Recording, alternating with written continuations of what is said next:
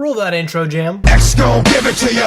Fuck, wait for you to get it on your own. X gon' deliver to. What's up, my Nimrods? It's Gage coming back at you guys again with another dose of that fresh, never frozen Yu-Gi-Oh content. I am 1,000,000,000% elated that you guys spend just a couple minutes with me here today to talk about a children's card game we both mutually enjoy. So fucking hard. Today, it's been a hot minute, but we're building off of one of my favorite series, and it's a series that you guys have told me that you guys enjoy a lot. At least I hope you guys do. That series is none other than this awful Yu-Gi-Oh card was. Shit, goddamn shit, it was good, man. Pretty good. This is a series where I like to take a trip back into the Yu-Gi-Oh time machine, take a look at a card that, in a vacuum, is just straight up terrible. No redeeming qualities of it.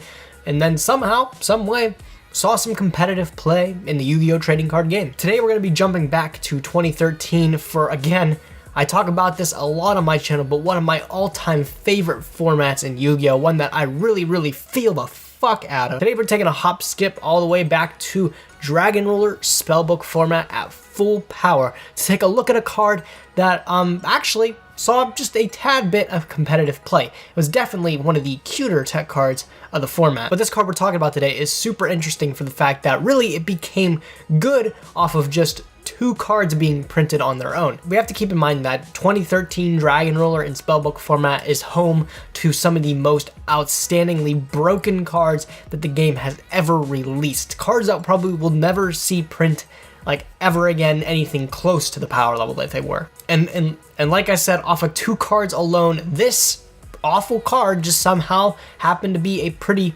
okay tech choice for people that wanted to get fancy with it. That card we're talking about is none other than Heavy Slump. Heavy Slump is a normal trap card released all the way back in Soul of Duels that reads, if your opponent has 8 or more cards in their hand, they shuffle their entire hand into the deck and then draw 2 cards. So just taking a look at this card alone, let's try to understand why this card is just so bad on its own. Well, its activation requirement is your opponent having 8 cards in their hand.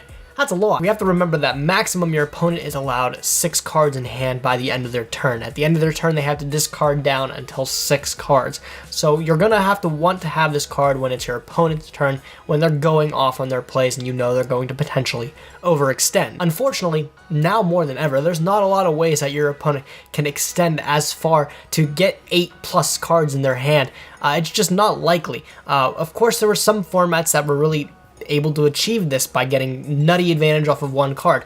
I think Performa-Pow format, when they were at full power, might have been able to do it, but one of the formats that was more notorious and why this card actually ended up seeing play was Dragon Ruler Spellbook format. And really, these decks were capable with getting this stupid amount of advantage of just 2 cards that were printed specifically for either deck. Well, one is a lot older of a card that I don't think was intended to be as good as it was, but 1 card was printed on purpose, and that shit never should have been printed. Let's talk about the big one and get that one out of the way. I'm talking about Spellbook of Judgment. Spellbook of Judgment, I think, is probably one of the most powerful cards in Yu-Gi-Oh! Of all time, just for what it can do, and really the deck that it was tied into just made it even better than what it was. Spellbook of Judgment is a quick play spell card that reads something along the lines of, during the end of your turn, you can add Spellbook spell cards from your deck to your hand equal to the number of spell cards you activated that turn, and then you could also special summon a dude from your deck with a level, like, I think it was equal to or less than the amount of spells you activated. So it really wasn't out of the realm of possibility for people to be able to add 5, 6, 7 cards from their deck to their hand, and then also follow that up by special summoning a Jowgen from their deck. It really wasn't that hard to do. And really the reason why is that the card was intentionally printed with the fact that you could activate any spell card to be able to add multiple spell books from your deck to your hand during the end of your turn. Like you could activate, the most popular choice was cards like Toon Table of Contents, which we all know is from Exodia decks. People like to go Toon Table of Contents into Toon Table of Contents into Toon Table of Contents into another Toon dude. Spellbooks at the time would just play Toon Gemini Elf because it's a spellcaster level 4, drop it right away.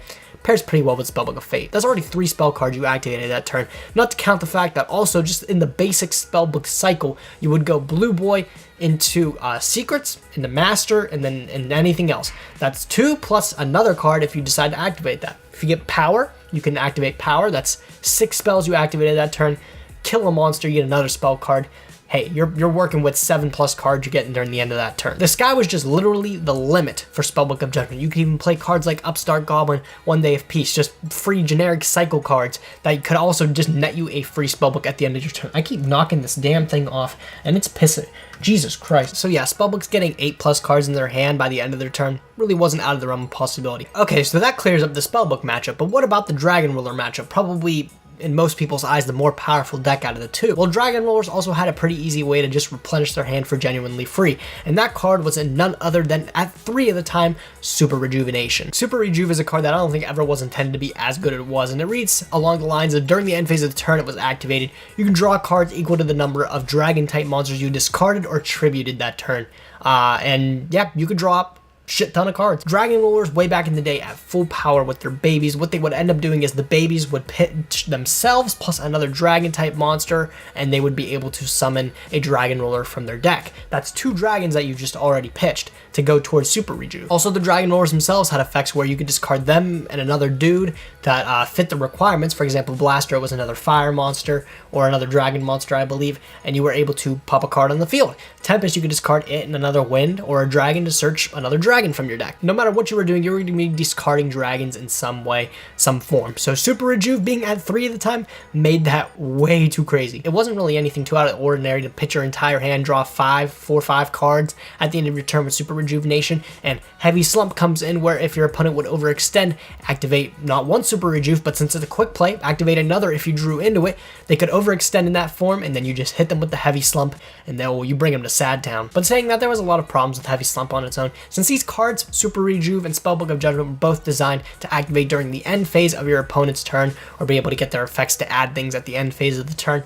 You're going to have to be holding on to that Heavy Slump for the entire turn and just hope your opponent doesn't pop it somehow. And in a format where you have such extreme powerful cards as Spellbook of Judgment at 3, Super Rejuvenation at 3, as well as both of these decks, Spellbook's Dragon Rollers just at full power, it really wasn't likely that your opponent was going to just leave one back row hanging around when they could just dominate your entire field anyway. So while Heavy Slump did have an incredible payoff, if you were able to resolve it, it did have its own flaws in its own way, just being a normal trap card that's a little bit too slow for a format where everything's moving at a rapid pace. One more important thing to point out about Heavy Slump is a card like Max C was also at 3 at the time in that format. Max C is well known for the infamous Max C challenge. Heavy Slump just also happened to be an interesting way to punish your opponent if you decided to just take the Max C challenge, let them draw a billion cards, and then set your Heavy Slump during the draw phase of your turn. Just, bring him fucking pound town with that card. And I guess looking at it, having Max C at 3, Spellbook of Judgment at 3, Super Rejuvenation at 3, these extremely powerful cards that are just probably the epitomes of overextending at 3, it really wasn't out of the realm of possibility for people to decide, hey, Heavy Slump's maybe something we can actually take a look at. For the most part though, Heavy Slump is just a card that happened to see some odd play. But let me know what you guys think of Heavy Slump. Do you guys think Heavy Slump will ever see some additional play outside of what it's already saw? Or do you think it's just a one-time deal with Max C forbidden and all these other cards, Super Rejuve and Spellbook of Judgment forbidden? Do you think it'll ever come up again? I'd love to hear what you guys think. Drop it down in the comment section down below. That's all, folks. If you guys liked the video, be sure to like the video, thumbs up the video, especially if you enjoyed the video. I did mention something that I would do an update video, but I decided just to push that back. I have some plans on things I want to try with the channel. I'm always trying to change up my content, always trying to be fresh, just bring different perspectives, different ideas to the table, some things you might normally not see from other YouTube channels. I have plans for what I want to do that, but I currently don't have the funds to be able to pursue that, so I really don't see a reason to bring it up until I get the money to do so. So, you know, when I do that, I'll be sure to drop you guys a line, let you guys know what's up. But big things, you know, I'm always trying to change things around, and it's definitely something I want to try. I think it has a little bit more potential to be a little bit more engaging than other videos. Whatever, I'm just spewing shit, but I'll let you guys know about that when I get more information on it or when I decide to follow through with it. If you guys like the video, be sure to like and subscribe, and I will definitely catch you guys in the next one. So thanks for watching, guys. Nim Nim signing out.